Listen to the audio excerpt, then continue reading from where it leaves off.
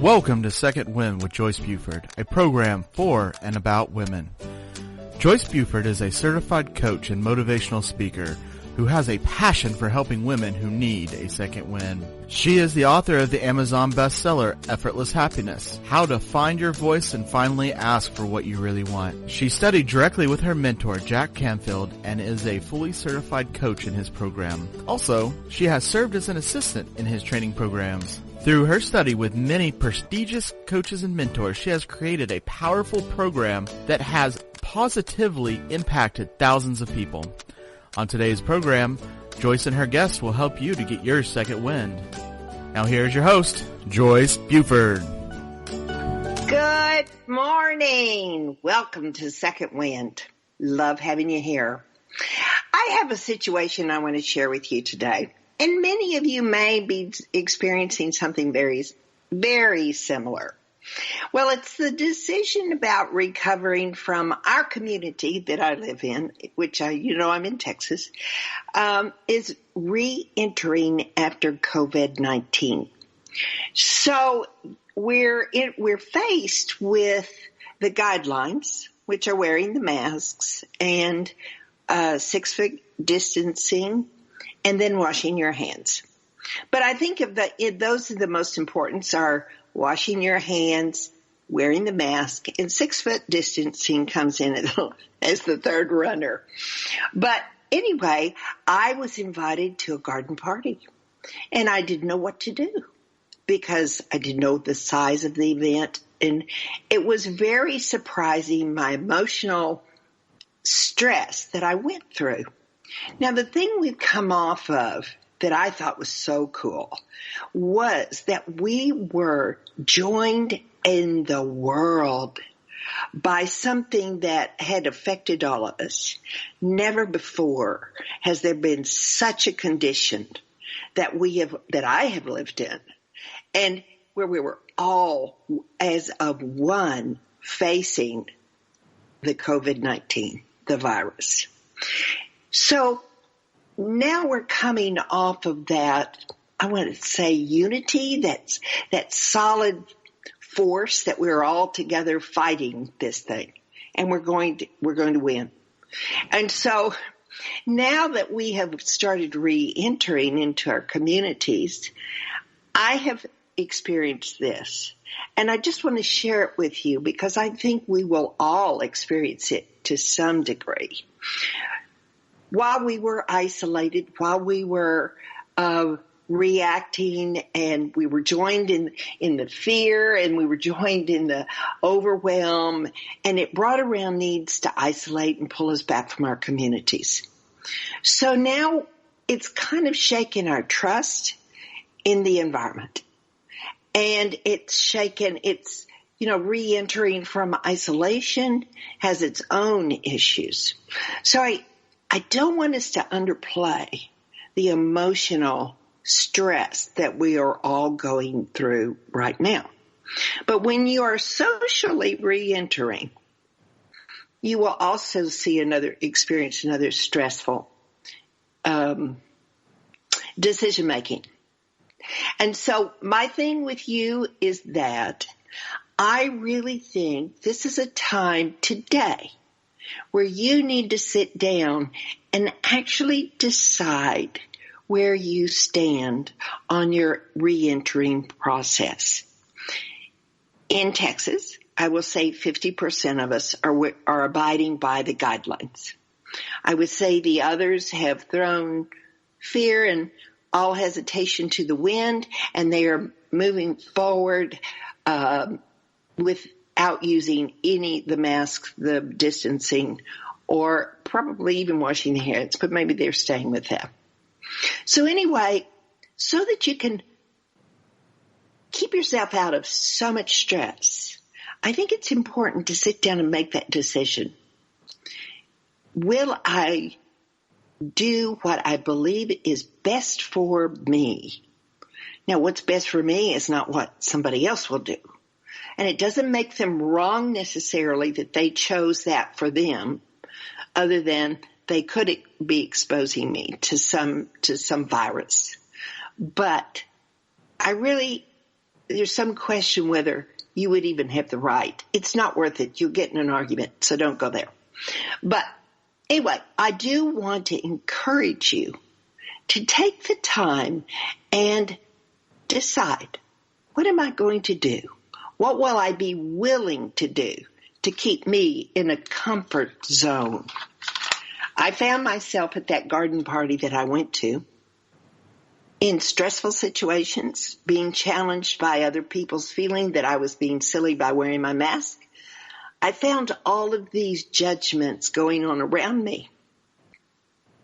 And the only way you don't move into anger or fear or one of those other emotions is I think you must be pretty confident in the way you feel about it.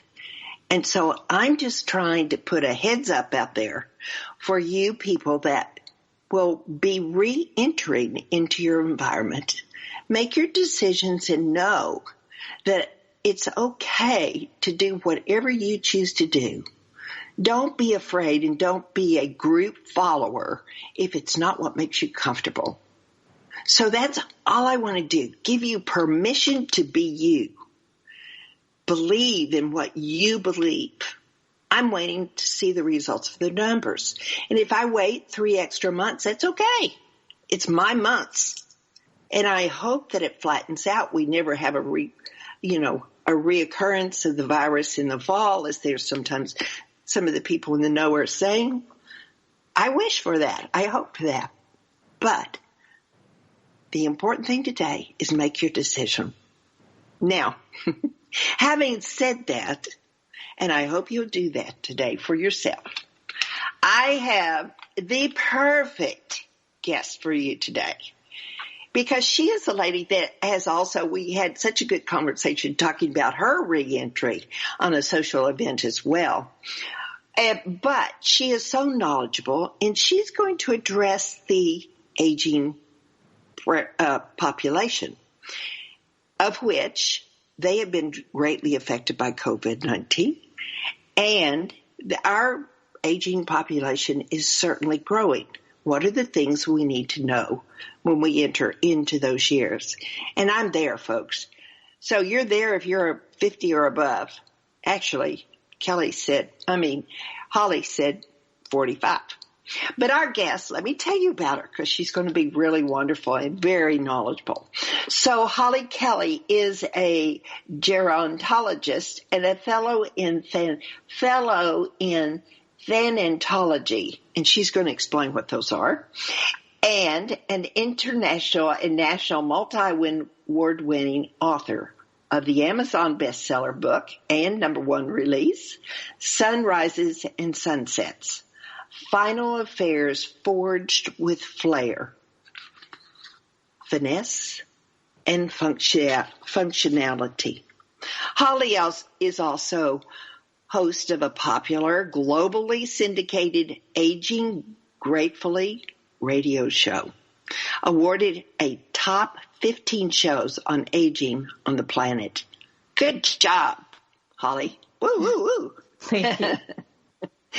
And she is coming in at #6 worldwide, so she has a huge following. And you will probably want to join that following as well. She is a cultural influencer and recognizes positive aging practitioner and expert on aging, end of life, and final affairs preparedness.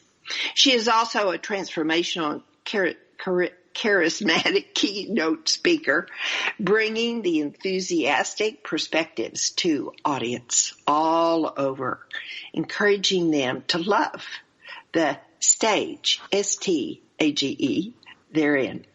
She is the founder of Later Life Planning Institute, and she believes everyone should embrace her company motto to live vibrantly, plan thoughtfully, and age dynamically. Mercy, welcome, Holly. We are so glad you're here today. Oh my goodness. It is with great pleasure to be on your show. You see, the tongue twisters, actually, if you can get through those, the whole rest of the show is so much easier, right?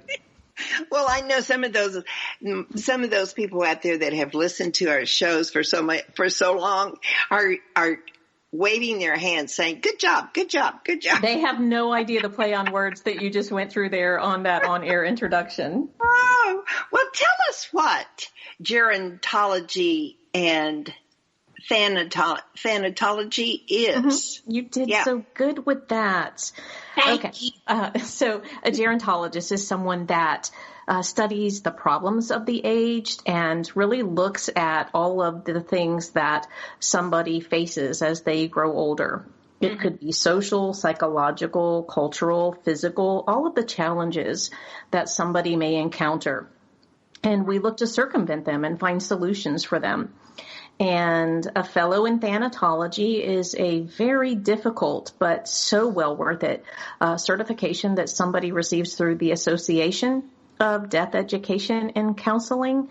And it is credentials you to be an expert in death, dying, and bereavement, actually. Uh-huh. And so I do a lot of work in end-of-life preparedness. Yeah. So. Yeah. We normally don't want to talk about that, but it can be so, actually almost beautiful if you get through all of the stressful parts. You know, you make the decisions, you ease it for your family, and it can be a very, peaceful transition. But I'm curious, because you're a fairly young woman yourself, and how is it that you got so interested in the aging process? You know, my grandfather was the most, perhaps, cantankerous individual on the planet. And I absolutely was somebody that I could contain him, and I could get him I could bring out the best in him. Mm-hmm. And I just found that I had a way with him.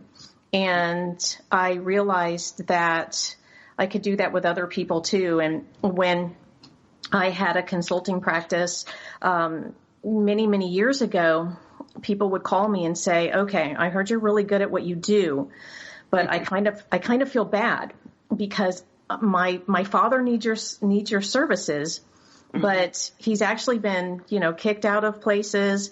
He's really terrible. Like, I feel bad asking you if you would see him because, like, I feel like I'm doing something terrible to you." And I said, No, it would be my honor. Send him. I'm fine with it. Actually, I welcome it. Please send him to me. I want to work with your father. And she goes, No, you don't want to work with my father. But, and so, he would come in, and I really meant it. I did want to work with them. And so afterwards they would call me. She goes, "Are you a magician? Like, did you cast a spell on him? What did you do?" And I so love that. I don't know what it is, but I see humanity in everybody, and I don't know. I don't see old. I see people, and I've always seen that, Mm-hmm. What a gift. That's a beautiful gift. My mother, was in a senior living, and then we gravitated through all of the different living conditions for her. And I was always so impressed by those people that had the gift of loving to be with the aged. I mean, they truly loved their job, and it reflected in their day-to-day work with Mother, certainly. And I just thought that is such a wonderful gift to give somebody. Because family members many times shy away, or they see the worst in them, and that's what they experience. So, I mean, my mother would be laughing and happy, and I'd watch, And she had this one girl that just came, and they loved their time together. So anyway, it's wonderful. I think it's a beautiful gift to have, is what I'm trying to say. Yeah. So I've enjoyed it so much. Yeah, it's very enriching. Yeah. Mm-hmm. So the art of the aging gracefully. Mm-hmm. I don't think anymore we think of aging. We certainly don't use it in the esteem that it used to be. some of our Asian countries and other countries, they tend to respect their elders so much. I think we've kind of fallen behind in that area. Yes. Okay. So, The Art of Aging Gratefully. Now, as you learned from the tongue twister on-air introduction, I love a play on words. So I actually submitted my word gratefully. It's GREAT, capital FULL with a little Y. Yes. I inspire and encourage my listeners, my clients, anybody that I come in contact to age great and full in the spirit of gratitude. I have submitted this word to the English Oxford Dictionary as an official word, okay? Because I see it as actually different than gratefully and gracefully. I want it to have its own kind of meaning. And what I see has happened, actually, there's something good that has come if we can find some little kind of places, little nuggets of gold that have happened out of COVID-19. And I really loved your introduction, by the way. So well done. Very, very thought-provoking. And I think it's so important that people do kind of think about those things right now. But something that has happened is that we have found a little bit more of honoring of our older adults in society.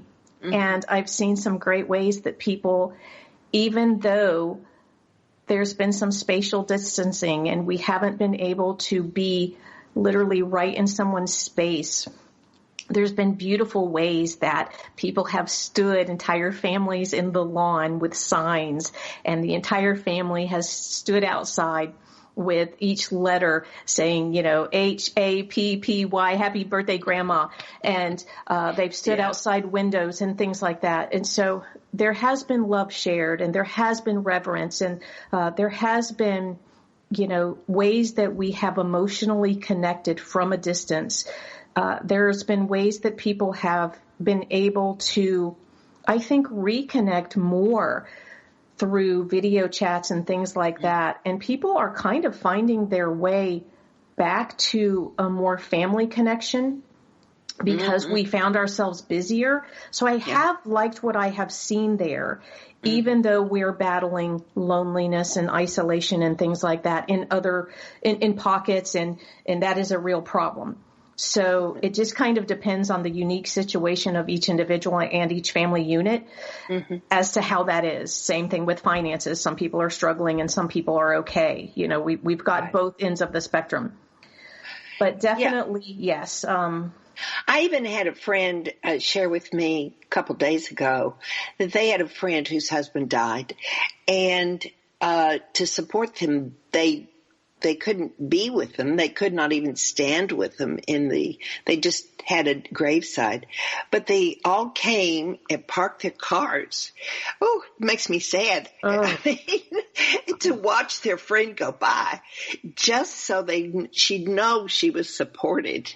Isn't that sweet? You know what? I mean, it is. And it's everything we're doing right now is unprecedented, and we're having to find a new way to honor, to navigate, and to be in life. Right. So what are some of the challenges that we have to face when we're growing older? That we all face? Just the top 5. Okay. Well, the top 5, honestly, we need to put ourselves at the top of the list, because we can actually be public enemy number 1 to our aging journey.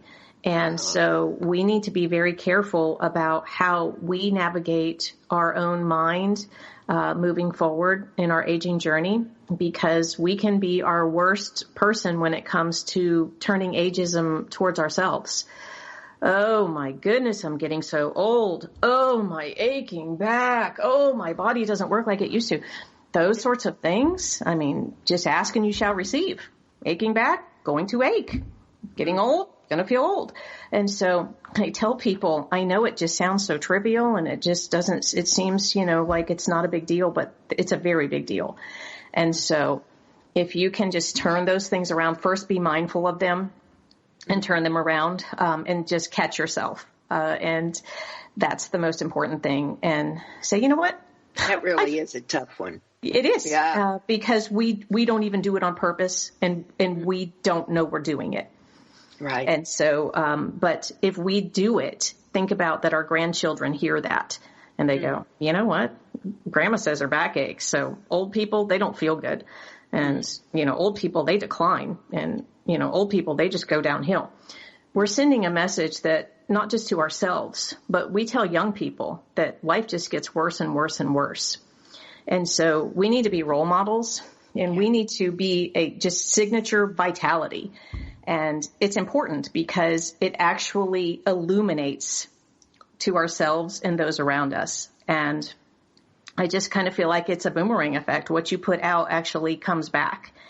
Mm-hmm. And the other thing is I think it's really important that we hang on to our inner child. We get really, really far away from that inner child. And so I think it's important that we don't. Life gets very, very interrupted along the way. And so I think that we need to remember those things that gave us joy. And maybe we can't do all of the things that we used to do. But if you were creative, I want people to still paint. And I want people, you can get a canvas and you can paint and do things. And I want people to still use the creativity that they innately were born with in some form, in some way. And I want them to just keep doing and keep moving. I want people to be relevant, and I want them to volunteer at a kindergarten class or to do something, especially right now that's difficult. But there's ways that people can continue to do that. Well, they could go to a park and just watch children play if they're not around them. Yes. Wouldn't that be fun to see? Absolutely. Yes. That'd make you happy. Very, very happy. So, I think that we've hit on, I don't want to take up too much time with it, but I think that we've hit on that there's ways that you can stay vibrant and that you can remain active, and to keep your mind sharp is very important. So think of things that you can do, palindromes, crossword puzzles, things that keep you sharp, things that make you think are very, very important. Well, I have a lot of peer girlfriends, and some have decided to face the computer. Some have this message going on in their brain that says it's too hard. And I think they could be very active in the community, but now, because we now do meetings by Zoom, volunteer meetings and business meetings, so they have been required. Now they are challenged right now.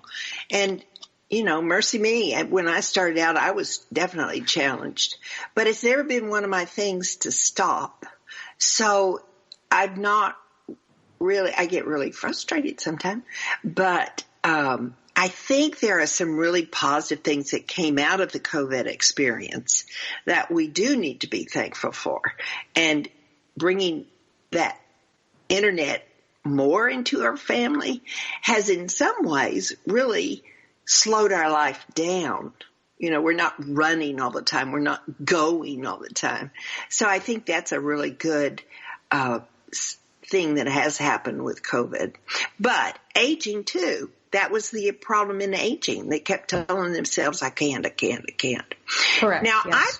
I found my own transition with my mother to be, just as you say here, aging is our fortune. Now, what do you mean by fortune? So I think about, aging. Think about long ago, our ancestors, even before our time. Okay, Joyce? Think about when our ancestors, they were so excited and they came to a new land by train or by boat, and it was exciting, and all of their possessions, their physical possessions, they crammed in this big giant trunk. Okay? Everything that held meaning to them, they made sure it fit this trunk. And you saw them. They were dragging this thing. They could barely pull it because it was like so big and it was clunky. This was well before the time that Samsonite hit the scene. There were no wheels. This thing was like so hard for them to manage. Yeah. Okay. So I say that we all kind of have this virtual, cognitive trunk that we carry around. And inside this trunk, is like all of our life fortune. And if you open it up, you cannot imagine. We are like unbelievably surprised by what's inside. You open it up and we are just spellbound. Inside we find all of our life bounty. Our beads of courage are in there. Our pearls of wisdom that we've accumulated, our emeralds of empathy, our crystals of compassion. And we just accumulate all these gems over time. And that's why I say aging is our fortune, because little by little, this trunk just gets filled up with all of these virtual, amazing assets that we accumulate. Yes. The wisdom thing is really, for me, my experience with my mother as she aged and got closer to the end time, there was time to slow down, to actually share simple things. The wisdom was there, but we weren't fighting for our own identity. Do you know what I mean? Mm-hmm. There's like a peace or an acceptance that comes over, and you get back to the basics. I call that just being, and that is beautiful to just be. Yeah, yeah, it is. So. Yeah, I've never been reminded so much by my children of how old I am than this past 3 months. I mean, because I never think of my age. How dare they do that to me? You know what? Oh my goodness. Okay. So my mother is coming up for our daughter's graduation. And I said, Mom, I feel like I need to get you here, cause it's a 12-hour trip. And I said, I feel like, and she goes, wait a minute. I'm going to be on the tennis courts when I'm 95. You're a gerontologist and you're telling me that you need to take care of me? And she was offended. I said, no, Mom, I just need to recognize that, I need to watch out for you too. She goes, I will do that drive. Thank you. And I could tell, I was like, no, Mom, I just don't want to overlook. I don't want to act like you're 50. It was just kind of funny. She was like, how dare you worry about me?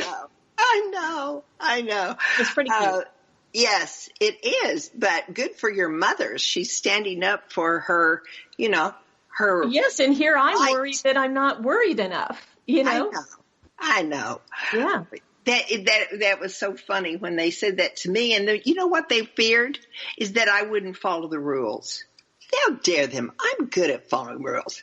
Well, we are going to take a short break now. And when we come back, we're going to talk more about the aging, the positive side of aging, and how we prepare for transition, which can be a beautiful experience if we just do a little prep. So when we come back, we will be talking, and we will learn more. Holly will tell us more. Transformational coach, motivational speaker, and author Joyce Buford returns after this short break.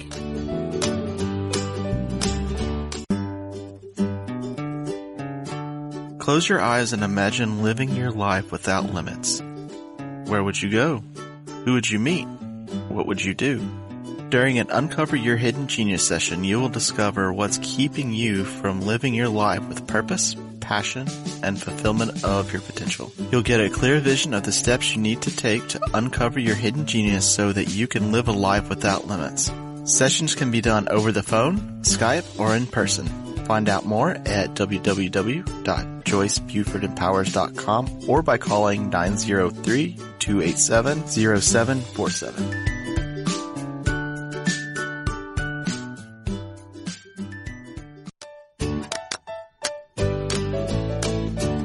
Welcome back to this segment of Second Wind. Joyce Buford, the author of Effortless Happiness, continues in this segment to share insights that will help you live a life of greater purpose and filled with happiness. Now here's our host, author and coach, Joyce Buford. Welcome back. Now, I know that you're loving this. Holly is giving us so much good information, basically reminders that we can, with age, we can get into some habits simply because a lot of the kids we hang out with are talking to the same game. They're talking because they've been exposed to people that are always naysayers or always say, well, I'm over 50, I'm over 60, I'm over 70, and I should be falling apart, which is not necessarily true. if you've been very good about acknowledging in your 50s and really directing yourself toward exercise, better food, and taking good responsibility for yourself. So anyway, Holly, let me go back to you because I really want us to share some more about the positive aging journey because it's so important. Absolutely. And here's the thing. Positive aging actually begins at any time you decide. I mean, if you're 80 years old and you're listening to this show, positive aging begins now. Yeah. And so you're never too old. It is never too late. And that is the absolute truth. And we talked earlier about keeping your inner child alive. And yes, I love that. That is so important because I asked the question, what would 110-year-old you like to look back and see? And I want people to really look back on that. And you want to see somebody that had a really great time. You want to see somebody that laughed a lot. You want to see somebody that their life held meaning. Mm-hmm. And that you had experiences and that whatever you did it with intention and you did it with meaning. So I tell people, and even in my book, Sunrises and Sunsets. Oh, yes. Tell us about that. Final Affairs Forged with Flair, Finesse, and Functionality. I know, tongue twisters. Just my alliteration will keep you young. So, I talk about have a bucket list. And a bucket list isn't this thing that you do for this far off time when the stars and the moon and the planets all align perfectly. A bucket list is not for someday. A bucket list is for today. Time is now. Because you know what? We know all too, familiar, especially in present times, that life is full of uncertainty. Wow. We get the lesson. I mean, we are really good students at this right now. Mm-hmm. And so we definitely need bucket lists to be always in happening, and we need them to be always growing. Mm-hmm. And a bucket list doesn't have to be a trip to a far off land. Bucket lists can be simple things. They can be things that cost no money, and they can be extravagant things, and they can be everything in between. The point of a bucket list is to have things in front of you that you are looking forward to. Bucket lists are like you as your 7-year-old self with your birthday party in 2 weeks and all your friends coming over. Mm-hmm. That's what the bucket list is. It's you excited, your youthful self excited. That's what a bucket list is. It's purpose, Yeah. And so we need a bucket list always. And when you check it off, I want you to already have the second one in place. So I talk about, is there a place that you've always yearned to visit? Is there a series of books you've wanted to read? Is there an adventure? Do you want to take cooking classes? Do you want to just map off a road trip? I have all kinds of ideas for people to say, well, I mean, I like the idea of a bucket list, but I'm not very creative and I have no ideas. I have all kinds of suggestions here. Do you want to take cooking classes? So do you want to return to a place of your childhood? So we talk about all of that. Oh, yeah. Yeah. I like that. Yes. And so there's some exciting things that you can do. Now, let's say you say, okay, I'm broke. I have no money. That's fine. You know what? Go to your backyard, take a blanket, take a basket, do some cheese and some grapes and, dinner, and go out there and map out the stars and figure out which ones you can identify. Do you know how much fun you'll have? It will be a blast. Mm-hmm. And so there's so much stuff that you can do for free. There's state parks near you that are fun. Mm-hmm. So just start creating the bucket list, and you can put a whole lot of things on there that cost you nothing, that involve things that are literally right near you and available to you. Mm-hmm. The next part of transitioning and enjoying and navigating your aging journey, it's really important to plan. So I got into the planning facet of my gerontology work because I uncovered this statistic that was just truly mind-boggling, and that is less than 30% of people are preparing for what 100% of us are going to face. And that is our future, our future passing. And why do you think that is, Holly? Well, my studies revealed there were many, many reasons. Okay. So, a lot of people feel, almost like there's this contagion effect, that, if I talk about death, it's too close to me. Like, ooh, this is eerie. Like, this doesn't feel good. I want to keep this at a distance because I don't like the feel of this. There can be a breakdown in the healthcare systems where we know we need to do this, but we don't have structures in place as to how to navigate getting this from this point to the patient. Yes. There's also the people that are more likely to plan for this are those that are at a crisis point, and that makes obvious sense. Yeah. Yeah. And go ahead. So this is in your book. This is the step-by-step tool. Yes. I have 12 steps that are outlined, and they're my steps that I've created because I went, beyond the technical, and I went to the emotional, the spiritual, the very, very personal facets of the planning that I felt like I tried to overcome. I tried to really pinpoint, why are people not doing this? First of all, it's not fun. And then the word functionality is a capital FUN because I said, I'm going to make this fun, Yes. let me overcome that objection first, and let me destigmatize death. Let's face it. Let's get through this death problem first. And I thought, I'll do that. And by doing that, I had to do it. I had to say, okay, let me get through death here, and decided that was important that I do that. It's good to do it when you're not actually going through it because, of course, when you lose a loved one, there's so much emotion there. And so that's a terrible time to have to make some of these end-of-life decisions. You're already stressed. So I just think your book would be such a valuable tool to at least get somebody to start thinking about some of these questions. I can't wait to get mine. Yes, and your book is going out in the mail today. And I even say in chapter 10 is your obituary. And I start out, if you say the word obituary very slowly, I think it sounds like, I bet you are weary. Obituary. I love it. And I find that ironic because if you're writing an obituary and you just lost someone you love, you're very weary and you don't want to be writing an obituary. You aren't creative. This is the last thing you need to be doing. And so the gift that you can do for you and those you love is to do your advanced care planning. Yes. And so, I've given people the tools. So I wrote a poem. If you don't mind, I'll share it with your listeners. Love it. Love it. So I thought, okay. I thought, what is death? Why do people have a problem with death? And I thought, I don't know.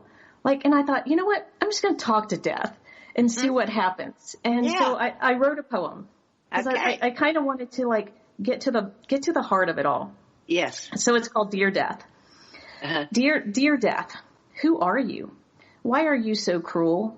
Why do we call you other names? Is that our attempt to fool? Dear Death, you are a gypsy. We never know where you will be. A nomad, a wanderer. When will you come for me? Dear Death, are you our friend? Because we've never met. To me, you are a stranger that scares me half to death. Dear Death, you are elusive, and you're the one in charge. Will you come in the morning, or will you wait till dark? Dear Death, perhaps you are peaceful. You may be kind and fair. I have considered this, but I won't know till I am there. Dear Death, you are a mystery, and one I'd like to keep that way. Dear Death, we haven't met, but I know we will one day. Very nice. I like it. So, it's a mystery to all of us, and we know it's happening. And the point of the entire process is that by the end of the book, people are like, okay, I bought the book. I didn't know what was going to happen, but I did know my life plan. And then I got this book And I changed everything. Like, we sold the house, we moved near the grandkids, like, we changed everything. And so the book has actually, I thought, if one person plans because I wrote this book, I'm happy. Right. Like, my work is done here. And I never expected for the book to do what the book did for people's lives. And I mean, it's been very heartwarming for me. Oh, well, I think it's a great tool. These are things that are really needed. Is it like the obituary you give sort of like a mock-up or something? Yeah, it's kind of a hybridized book. It's a book, and it's got templates that you fill in. You fill in a family tree. You fill in, like, what would younger you say to older you? And, you know, what would you like to tell people? What is the advice that you would give to people? You know, it is so much questioning that the end, when you've answered all these questions, you're like, oh my goodness, like, I really know some things that I didn't know I knew. You've uncovered literally the best of you that you had forgotten about. And you're you are really, really living differently after you've worked the book. But the important part is also that your planning is done and the peace of mind. You're kind of unstoppable after you've done the book. It's really cool what happens. I didn't expect that from people. And the letters that I receive from people, I'm like, wow, I didn't see that coming, but it's super cool. Oh, Holly, that's wonderful. Now, let's tell that lady out there that is jumping up and down wanting your book how she can get it. Well, it's Amazon Prime didn't have some, but I think they just got some in. So you can just type in my name. I think that's the easier way because nobody can remember the alliteration of the title. So type in Holly Kelly. It's HOLLEY, KELLEY, on your Amazon search. And the book will come up. I know most people like Amazon, and that is easy for me too. Yeah. You can get autographed copies on my website, and you can do the same thing to get to Ladder Life Planning Institute. Just type in hollykelly.com with an EY, and that will take you to my Ladder Life Planning Institute, and you can get autographed copies there. But I recognize that Amazon's easier for everybody, so that's kind of where we often go. So when you refer to your email at Ladder Life Planning Institute, are you creating this institute? Is this something you are the founder of? So I founded the Ladder Life Planning Institute to I do a lot of end-of-life consulting and helping people plan. I do workshops, keynote speaking, and speak at gerontology conferences. And I really just try to make it fun because life should be fun. I don't want anything to be ordinary. I don't want things to be mundane. I want it to be super fun. I want people to think differently about their aging journey. I want to really wake them up. Yeah. Now that's spelled LATTER. LIFEPLANNING Institute at gmail.com. It's ladderlifeplanninginstitute.com. Did I say it wrong? Well, that's my email, but my website is ladderlifeplanninginstitute.com. Okay.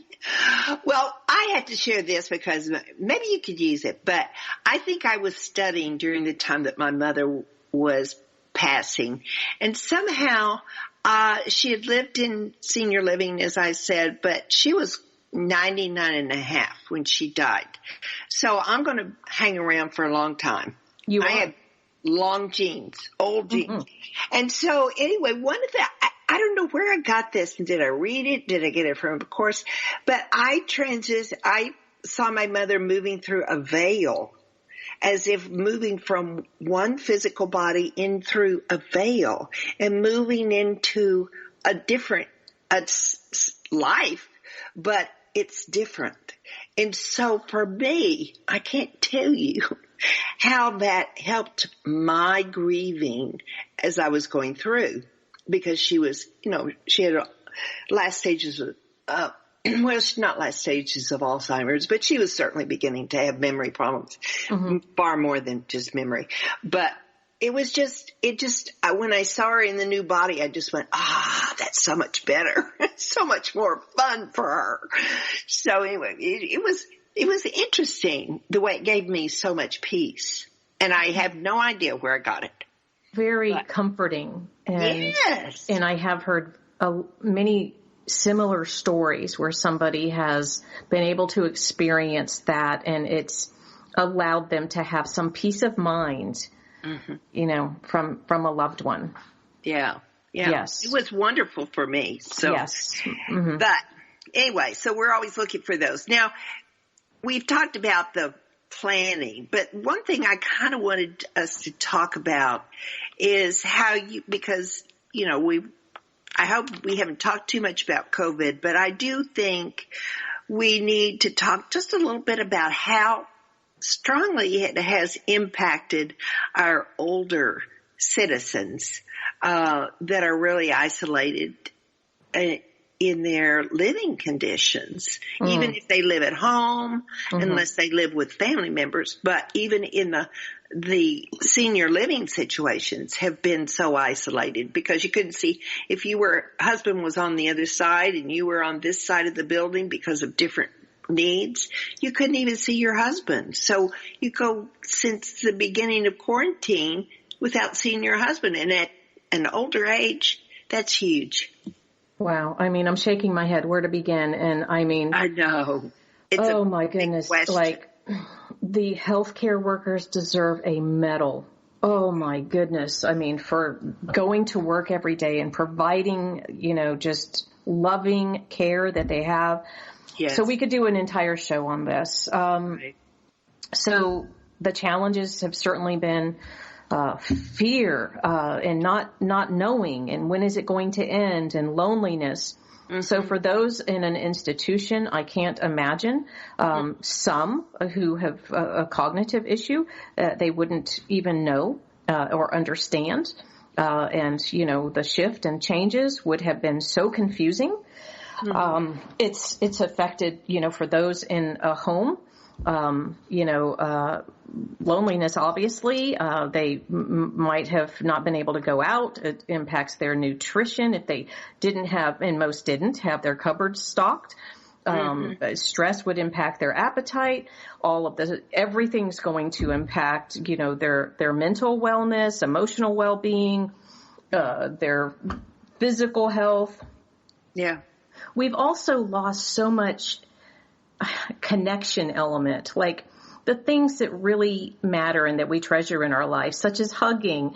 It's like even smiling. You can't tell. I smile at somebody and I realize they don't know I'm smiling. I'm wearing a mask. You are so and then right. I go to check out and I have this giant barrier of this plastic shield it's like a riot shield between me and the person, plus I'm wearing a mask, and it removes a layer of conviviality between ourselves and the other person. And little by little, our socialization and general hospitality feels more and more removed. So this new normal is something that I think that we're all trying to adapt to, and we are not there yet. And so, I think that a lot of people are feeling that they're powerless in a situation. And I think that that's been on a global scale. Yes. I think it's really important that everybody listening begins to, if they haven't already, to insulate themselves from being a sponge to the doom and gloom of data that they're receiving. Oh, yes. Good point. They need to do that because that is affecting your mental and emotional state of you. And so use the facts to arm you, not alarm you. Use them to empower you, not to devour you. That's super important. And, to make good decisions, but don't let them get you really down in a bad place. I will say for those who actually had a pet, and I'm just going to use this because this is really important in the work that I do. For those that had a pet, they fared a whole lot better. And this is like people that are growing older and people of all ages, but pets, there's so many studies on this. Pets are healthy for those that can properly care for them and safely do so. And so for those out there that are on the fence about a pet, if you had a pet and you were alone, you weren't alone. Yes. You weren't alone. You had a friend. And so there's just so many studies. Your insurance rates, when you get long-term care insurance, and that little question, do you own a pet, and your rates go down because you do, there's a reason for that. Really? Yes. I didn't know that. Pets make you healthier. They get you out to walk that pet. Pets, there's studies that show pets make you live longer, okay? I mean, those feel-good endorphins when you pet that pet don't just feel good to the dog. I mean, so it's just so important that there's so many things that we can do. And, I think about the movie Castaway with Tom Hanks. I don't know if you saw that. Yes. Okay, so this FedEx employee his plane crashes and he's on this stranded island and he's there and he's going berserk because he's alone, and this soccer ball washes ashore, and I think he had, an injury. So he literally uses his blood and he paints a face on the soccer ball, and the ball becomes his best friend. And it's all he had. Okay.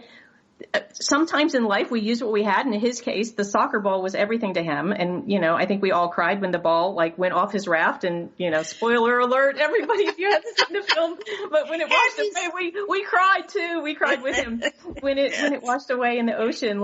He was I think he would rather be attacked by sharks and go after the ball rather than live without it.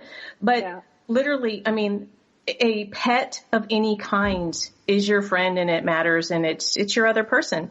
And so I think it's so important, even in socialization and social isolation, that we have somebody if we can safely do it. And for some people, it's a hazard. They would trip on it, or they can't ambulate, and they can't, properly care for it. So excluding those situations. I live alone outside of my dear, dear, dear dog, Moo. Now, Moo has lost her hearing, and she's blind. Mm-hmm. So we're both aging. But she is so happy. I mean, I probably got down on the floor and rubbed her tummy and did more loving on that dog. Right. Just simply, and it made me feel better. Mm-hmm. And she was very happy because I hadn't been quite that type of owner. I mean, I was, but we get so busy in our own stuff. We don't realize sometimes. I mean, so you needed her more then, you know what I mean? Oh, yeah. Mm-hmm. And so it was wonderful. But I've always said that the unconditional love that an animal has is one of the greatest gifts that we can have.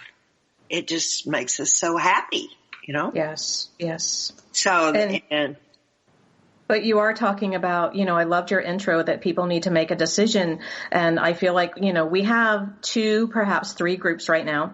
The question the lifelong question we've always had, to be or not to be, Okay, so now it's to wear or not to wear. I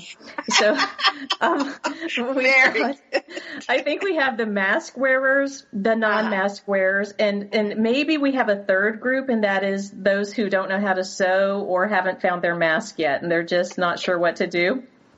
Yes. And so they're looking at the 50-50 and saying, never mind, there's 50% of them not wearing, so I'm just going to go with them. But when you're on an airplane, what do they say? Well, not anymore, probably. But they say, don't use their mask. Go for your own. Yeah.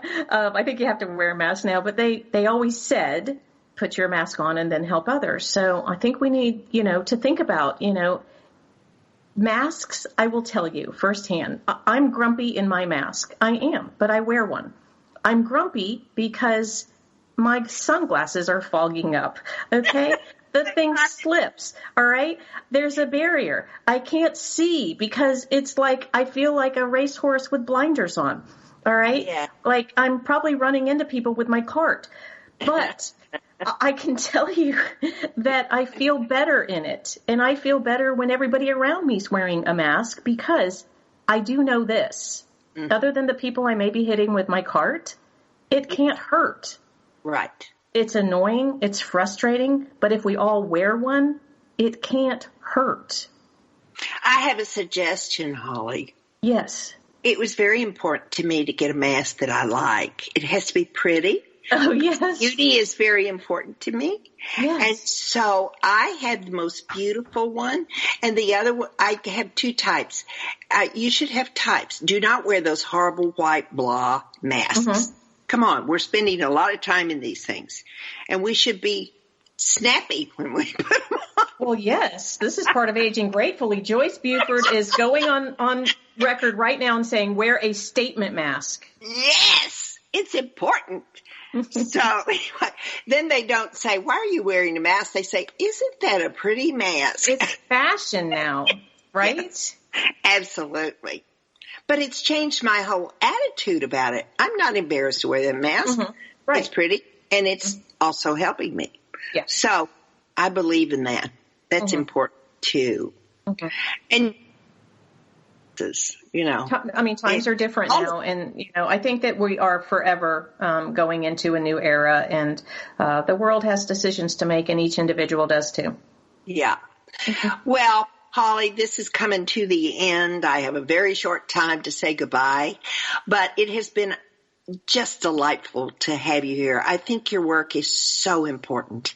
It gives so many people the inevitable trip, making it easier, and to love our seniors and love where we are in life and realize it's a good time, right? Well, thank you. You are a beautiful soul. Thank you for the love and light that you bring to the world. It has been an honor to be on your show. Oh, thank you, Holly. Mm-hmm. What a lot of fun. We really want you to go out there and get her book, Sunrise and Sunsets, Final Affairs Forged with Flair, Finesse, and Functionality. Yeah. So thank you for being here. I've so loved the time with each one of you out there listening to this. It's very important. I know that you're there, that I can bring you information that helps support your life changes. And I just thank you for showing up every week. So I hope you'll take some of the great suggestions Holly gave us today, work them into your loved ones' lives, and make their life richer as well. So thank you for being here. I look forward to seeing you, hearing from you next week. And have a great week. Remember to play, as Holly has suggested. Joyce Buford returns next week at the same time for another edition of Second Wind. Through the Joyce Buford Empowerment System, women are receiving the support they need through their transitions and are able to reclaim their true purpose with confidence. They receive the tools they need to map out new lives. You can find out more about her coaching services at joycebufordempowers.com.